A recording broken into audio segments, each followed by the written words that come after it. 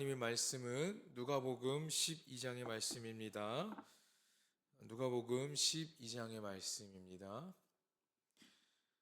오늘 우리에게 주신 하나님의 말씀 누가복음 12장의 말씀 드라마 바이블로 함께 읽겠습니다. 제12장.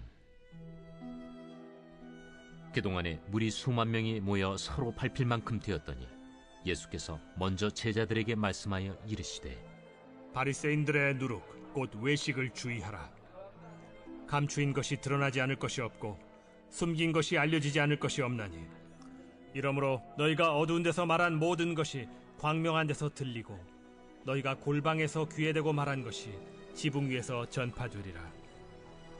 내가 내 친구 너희에게 말하노니 몸을 죽이고 그 후에는 능히 더 못하는 자들을 두려워하지 말라.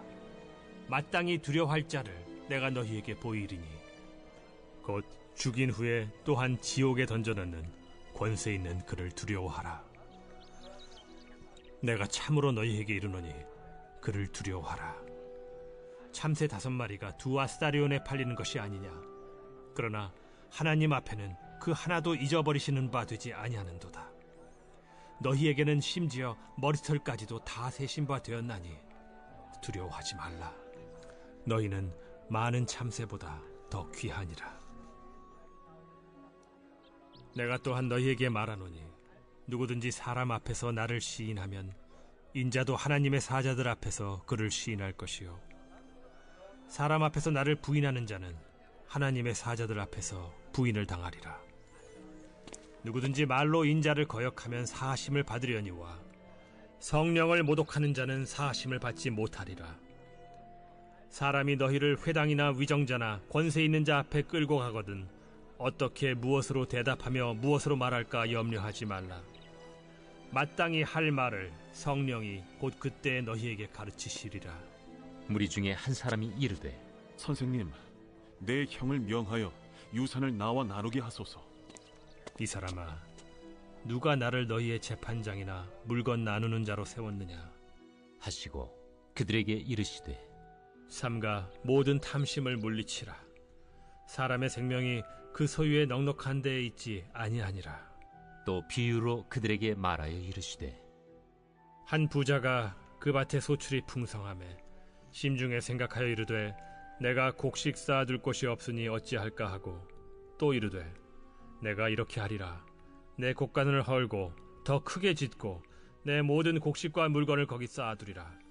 또 내가 내 영혼에게 이르되 영혼아, 여러 해 쓸 물건을 많이 쌓아두었으니 평안히 쉬고 먹고 마시고 즐거워하자 하리라 하되 하나님은 이르시되 어리석은 자여, 오늘 밤에 내 영혼을 도로 찾으리니 그러면 내 준비한 것이 누구의 것이 되겠느냐 하셨으니 자기를 위하여 재물을 쌓아두고 하나님께 대하여 부요하지 못한 자가 이와 같으니라. 또 제자들에게 이르시되 그러므로 내가 너희에게 이르노니 너희 목숨을 위하여 무엇을 먹을까, 몸을 위하여 무엇을 입을까 염려하지 말라. 목숨이 음식보다 중하고 몸이 의복보다 중하니라. 까마귀를 생각하라. 심지도 아니하고 거두지도 아니하며 골방도 없고 창고도 없으되 하나님이 기르시나니 너희는 새보다 얼마나 더 귀하냐. 또 너희 중에 누가 염려함으로 그 키를 한 자라도 더할 수 있느냐. 그런즉 가장 작은 일도 하지 못하면서 어찌 다른 일들을 염려하느냐. 백합화를 생각하여 보라. 실도 만들지 않고 짜지도 아니하느니라. 그러나 내가 너희에게 말하노니 솔로몬의 모든 영광으로도 입은 것이 이 꽃 하나만큼 훌륭하지 못하였느니라. 오늘 있다가 내일 아궁이에 던져지는 들풀도 하나님이 이렇게 입히시거든 하물며 너희일까 보냐. 믿음이 작은 자들아, 너희는 무엇을 먹을까 무엇을 마실까 하여 구하지 말며 근심하지도 말라. 이 모든 것은 세상 백성들이 구하는 것이라. 너희 아버지께서는 이런 것이 너희에게 있어야 할 것을 아시느니라. 다만 너희는 그의 나라를 구하라. 그리하면 이런 것들을 너희에게 더하시리라. 적은 무리여, 무서워 말라. 너희 아버지께서 그 나라를 너희에게 주시기를 기뻐하시느니라. 너희 소유를 팔아 구제하여 낡아지지 아니하는 배낭을 만들라. 곧 하늘에 둔 바 다함이 없는 보물이니 거기는 도둑도 가까이 하는 일이 없고 좀도 먹는 일이 없느니라. 너희 보물이 있는 곳에는 너희 마음도 있으리라. 허리에 띠를 띠고 등불을 켜고 서 있으라. 너희는 마치 그 주인이 혼인집에서 돌아와 문을 두드리면 곧 열어주려고 기다리는 사람과 같이 되라. 주인이 와서 깨어있는 것을 보면 그 종들은 복이 있으리로다. 내가 진실로 너희에게 이르노니 주인이 띠를 띠고 그 종들을 자리에 앉히고 나와 수종들리라. 주인이 혹 2경에나 혹 3경에 이르러서도 종들이 그같이 하고 있는 것을 보면 그 종들은 복이 있으리로다. 너희도 아는 바니 집주인이 만일 도둑이 어느 때에 이를 줄 알았더라면 그 집을 뚫지 못하게 하였으리라. 그러므로 너희도 준비하고 있으라. 생각하지 않은 때에 인자가 오리라. 베드로가 여짜오되 주께서 이 비유를 우리에게 하심이니이까 모든 사람에게 하심이니이까? 지혜 있고 진실한 청지기가 되어 주인에게 그 집 종들을 맡아 때를 따라 양식을 나누어 줄 자가 누구냐? 주인이 이를 때에 그 종이 그렇게 하는 것을 보면 그 종은 복이 있으리로다. 내가 참으로 너희에게 이르노니 주인이 그 모든 소유를 그에게 맡기리라. 만일 그 종이 마음에 생각하기를 주인이 더디 오리라 하여 남녀 종들을 때리며 먹고 마시고 취하게 되면 생각하지 않은 날 알지 못하는 시각에 그 종의 주인이 이르러 엄히 때리고 신실하지 아니한 자의 받는 벌에 처하리니 주인의 뜻을 알고도 준비하지 아니하고 그 뜻대로 행하지 아니한 종은 많이 맞을 것이요 알지 못하고 맞을 일을 행한 종은 적게 맞으리라. 무릇 많이 받은 자에게는 많이 요구할 것이요 많이 맡은 자에게는 많이 달라 할 것이니라. 내가 불을 땅에 던지러 왔노니 이 불이 이미 붙었으면 내가 무엇을 원하리요? 나는 받을 세례가 있으니 그것이 이루어지기까지 나의 답답함이 어떠하겠느냐? 내가 세상에 화평을 주려고 온 줄로 아느냐? 내가 너희에게 이르노니 아니라 도리어 분쟁하게 하려 함이로라. 이후부터 한 집에 5사람이 있어 분쟁하되 셋이 둘과 둘이 셋과 하리니 아버지가 아들과 아들이 아버지와 어머니가 딸과 딸이 어머니와 시어머니가 며느리와 며느리가 시어머니와 분쟁하리라. 또 무리에게 이르시되 너희가 구름이 서쪽에서 이는 것을 보면 곧 말하기를 소나기가 오리라 하나니 과연 그러하고 남풍이 부는 것을 보면 말하기를 심히 더우리라 하나니 과연 그러하니라. 외식하는 자여, 너희가 천지의 기상은 분간할 줄 알면서 어찌 이 시대는 분간하지 못하느냐? 또 어찌하여 옳은 것을 스스로 판단하지 아니하느냐? 내가 너를 고발하는 자와 함께 법관에게 갈 때 길에서 화해하기를 힘쓰라. 그가 너를 재판장에게 끌어가고 재판장이 너를 옥졸에게 넘겨주어 옥졸이 옥에 가둘까 염려하라. 내게 이르노니 한 푼이라도 남김이 없이 갚지 아니하고서는 결코 거기서 나오지 못하리라.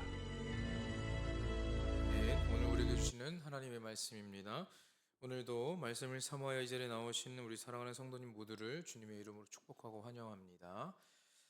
오늘은 너희도 준비하고 있으라 라는 말씀의 제목으로 함께 은혜를 나누도록 하겠습니다. 예수님은 예루살렘으로 향해 가시면서 걸어가시는 그 길의 의미를 제자들에게 가르쳐주고 계십니다. 그 길은 죄인들이 회개하고 그들의 죄를 짊어지고 십자가에서 죽어야 하는 길을 말하고 있습니다. 바리새인과 율법교사는 예수님의 가르침이 자신들이 죄인이라는 것을 드러내는 것이기 때문에 예수님에게 대해서 아주 강하게 대적해 나가고 있습니다. 그러나 예수님께서는 전혀 그것에 위축되지 않으시고 제자들에게 먼저 그 길의 의미를 가르쳐주고 계십니다. 1절부터 말씀을 보면 예수님께서는 바리새인과 율법교사들을 꾸짖으십니다. 또 그들의 거짓 의로움을 책망하고 계세요. 예수님의 가르침은 많은 사람들에게 이미 전해졌습니다. 수많은 사람들이 예수님을 따르는 것이 그들에게는 매우 거슬렸던 것이죠.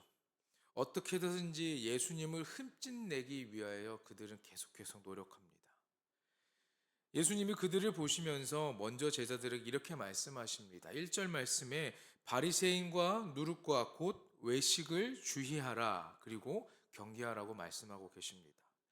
그들의 외식은 마치 누룩처럼 모든 것을 감염시키고 모든 것을 오염시키기 때문입니다.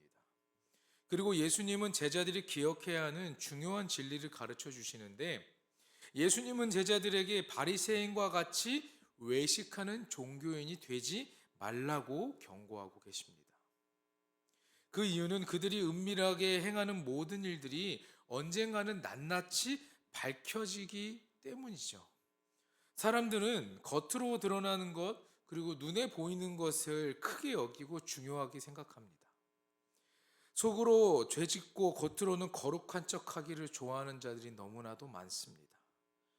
사람들이 그러한 외식에 속아 넘어가듯이 하나님도 우리가 그렇게 행동하고 그렇게 속이려 했을 때 하나님도 속을 줄 알고 그러한 행동을 하기도 합니다.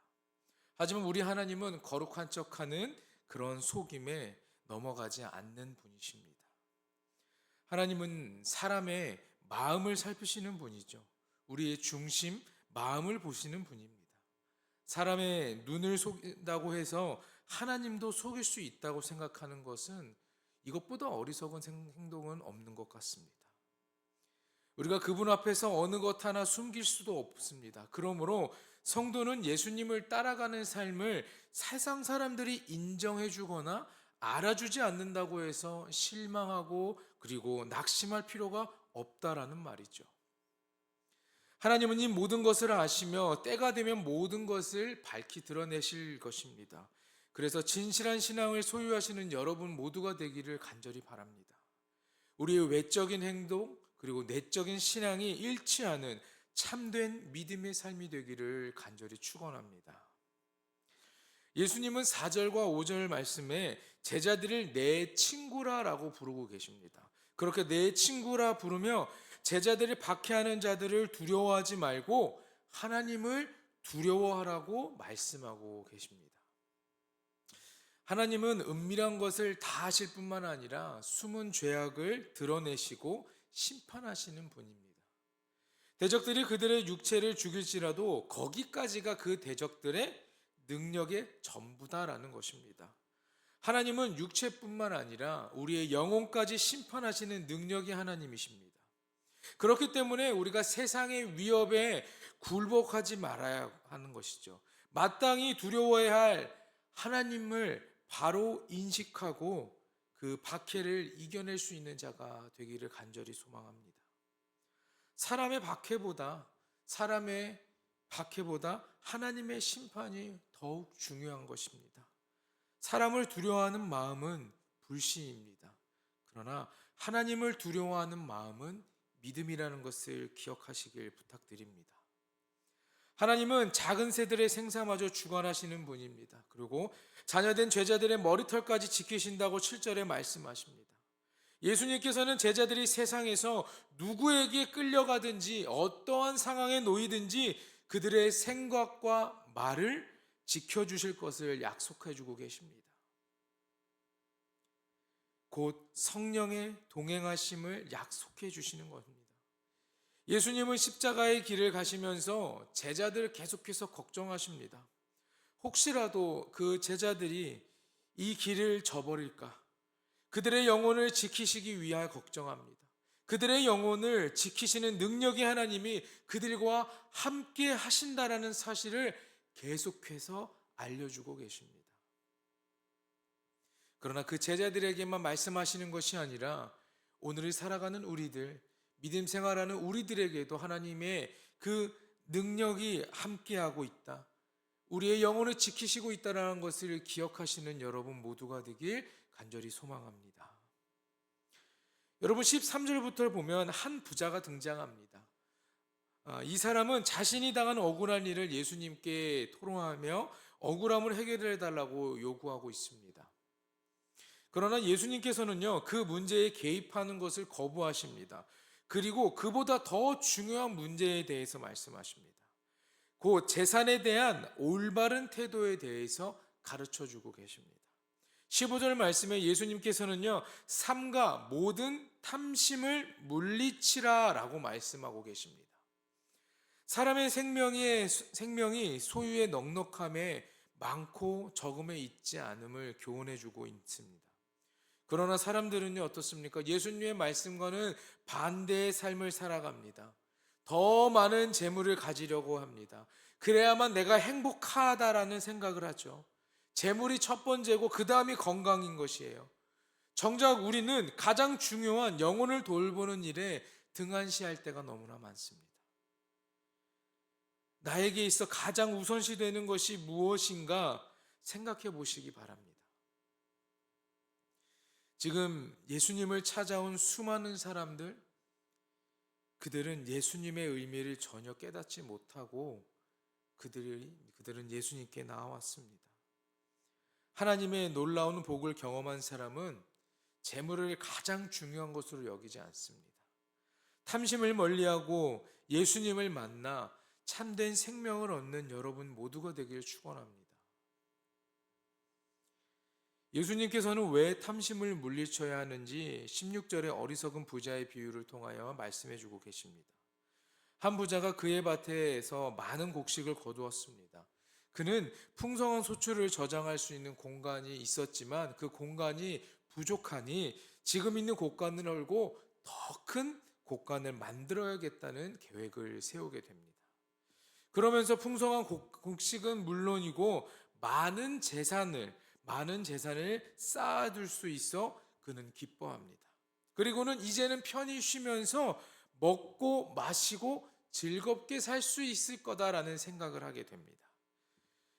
이렇게 사람들은 재물을 축적함으로써 미래에 대한 불안감을 해소해 나갑니다. 인간의 근본적인 두려움을 재물의 힘으로 해소하려는 것입니다. 이러한 행동은 재물을 우상으로 삼는 태도인 것입니다. 그런데 아무리 재산이 많아도 우리에게 생명이 있어야 그 재산을 다 쓸 수 있는 것입니다. 생명이 있어야 그 모든 것을 누릴 수 있다는 것이죠. 20절 말씀에 어리석은 자여 오늘 밤에 내 영혼을 도로 찾으리니 그러면 내 준비한 것이 누구의 것이 되겠느냐라고 말씀하십니다.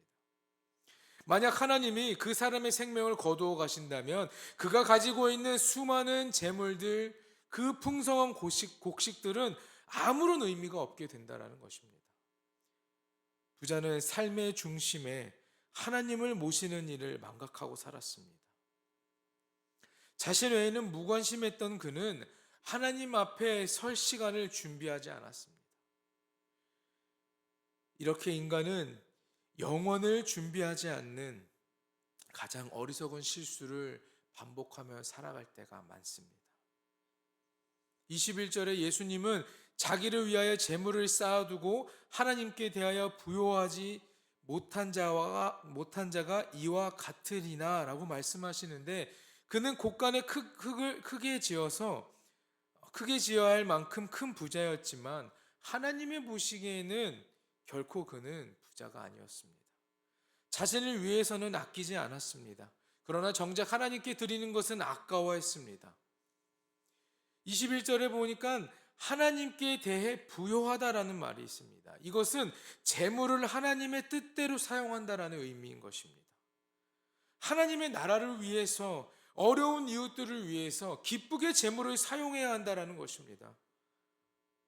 그러나 우리 부자가 그랬던 것처럼 우리도 우리의 것을 채우기 위해서만, 내 곡간을 채우기 위해서만 우리는 살아가고 있습니다. 하나님은 우리가 쌓아두는 부자가 아니라 오히려 많은 이들에게 나누는 그러한 부자가 되기를 원하십니다. 그러니 여러분, 내가 많은 것 가지고 있으니 내가 이거 평생 나만 가지고 살아가는 것이 아니라 어려운 이들을 돕고 많은 이들에게 나누며 살아가시는 여러분 모두가 되길 간절히 소망합니다. 그럴 때 우리가 지금 가지고 있는 것을 많은 이들에게 나눌 때 우리의 천국에, 하늘에 많은 양식이, 많은 재물들이, 하나님의 귀한 은혜가 쌓인다는 것을 기억하시길 부탁드립니다. 예수님은 제자들에게 이렇게 22절에 말씀하십니다. 너희 목숨을 위하여 무엇을 먹을까? 몸을 위하여 무엇을 입을까? 염려하지 말라. 이렇게 말씀하십니다.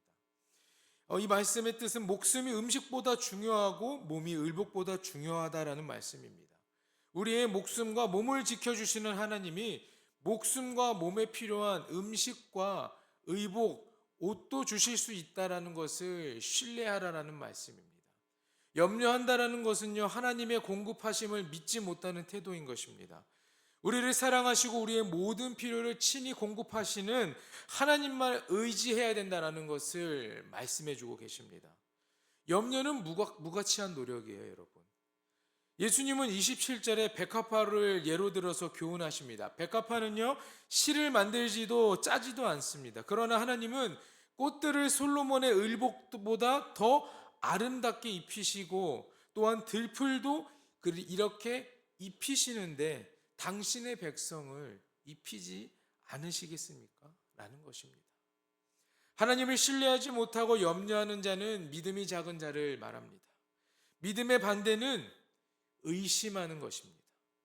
그러니 우리가 하나님께 나아갈 때 의심 없이 하나님께서 행하시는 모든 일을 믿고 나아가셔야 한다라는 말입니다. 하나님을 믿지 못하는 자는 하나님을 의심하는 자가 되는 것입니다. 그러면 자연스럽게 염려하게 되는 것입니다. 그렇게 염려하게 살아가다 보면 욕심을 부리며 살아갈 때가 있습니다. 문제를 만날 때 그 문제를 넘어 하나님을 보시는 여러분 모두가 되길 간절히 소망합니다. 제자들에게 삶의 문제와 의식주에 대해 근심하지 말라고 제자들에게 말씀하신 후에 그들이 무엇에 관심을 가져야 하는지 말씀하고 계십니다. 그들이 무엇에 관심을 가져야 하는 것인지, 그것은 바로 하나님의 나라에 집중하고 하나님의 나라에 대해서 생각하라는 것입니다. 31절의 말씀을 보니까 다만 너희는 그의 나라를 구하라. 그리하면 이런 것들을 너희에게 더하시리라 라고 말씀하십니다. 하나님을 알지 못하고 하나님께 영광을 돌리지 못하는 사람들에게 예수님께서 오셨습니다. 그분이 지금 제자들에게 오신 것입니다. 제자들에게 그 사명을 위임하고 계시는 겁니다. 주님의 제자들은 이 사실을 기억하고 그들의 삶 속에서 날마다 하나님의 나라가 임하기를 구해야 된다는 것입니다. 하나님의 나라가 이 땅 가운데 임하는 것이 바로 하나님을 기쁘시게 하는 것을 뜻하는 것입니다. 우리가 살아가는 이 세상 가운데 우리도 역시 그렇습니다. 하나님의 복음을, 하나님 나라의 그 복음을 내가 혼자 끌어안고 있는 것이 아니라 세상 사람들에게, 세상에 있는 수많은 이들에게 우리가 전하는 그러한 사명을 우린 이미 받았다라는 것입니다. 하나님 나라가 임하기를 간절히 구하는 여러분 모두가 되길 소망합니다. 우리의 삶에, 그 제자들의 삶에, 아니 이 세상을 살아가는 수많은 자들의 그 삶에 하나님의 나라가 임하게 되기를 간절히 축원하고 축복합니다. 35절과 38절까지는 제자들은 하나님의 종으로 부르심을 받은 사람들임을 말합니다. 그 직무를 충성스럽게 감당할 때 놀라운 영광을 누리게 됨을 알게 됩니다. 예수님은 제자들에게 주님이 오실 때까지 기다리는 종들처럼 허리에 띠를 띠고 등불을 켜고 주인을 기다리는 삶을 살라고 말씀하십니다. 주인이 돌아왔을 때에 종이 깨어서 주인을 기다리고 있었다면 놀라운 영광을 누리게 된다는 겁니다. 그러나 주인이 아무리 늦게 온다고 할지라도 복 있는 종은 깨어서 주인을 맞이할 것이다라는 겁니다. 마지막 때를 기다리면서 매일의 삶 속에 성실하게 순종하게 하나님을 기다리고 하나님의 말씀을 따라야 된다는 말씀을 제자들에게 말씀하고 계십니다. 그리고 39절 이후에 계속해서 언제 올지 모르는 도둑에 대한 비유를 통해서 항상 깨어 있어야 함을 다시 한번 강조하고 계십니다. 도둑이 들 때를 알지 못합니다.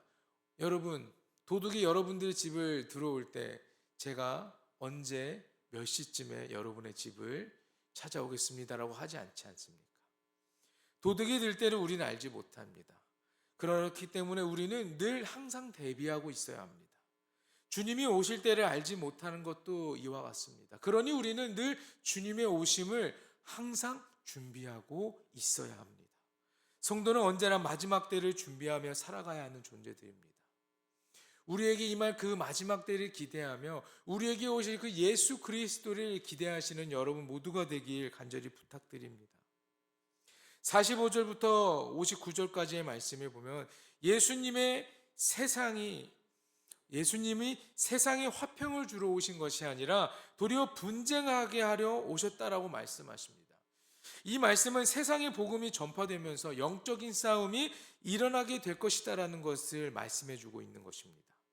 복음이 전파되면 믿는 자와 믿지 않는 자와의 영적인 싸움이 아주 치열하게 시작된다라는 것을 의미합니다.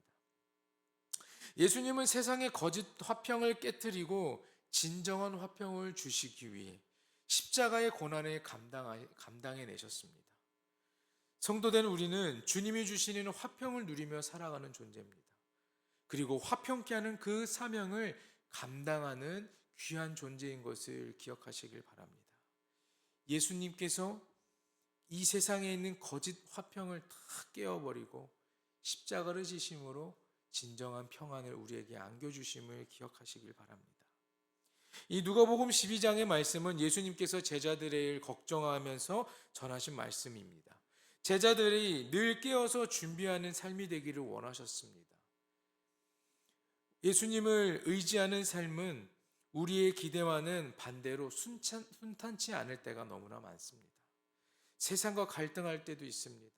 늘 싸움의 자리에 있을 수도 있습니다. 그렇기에 예수님이 제자들에게 하신 말씀들이 제자들에게만이 아니라 오늘을 살아가고 있는 저와 여러분 모두에게 지금까지도 필요한 은혜의 말씀임을 기억하시길 바랍니다.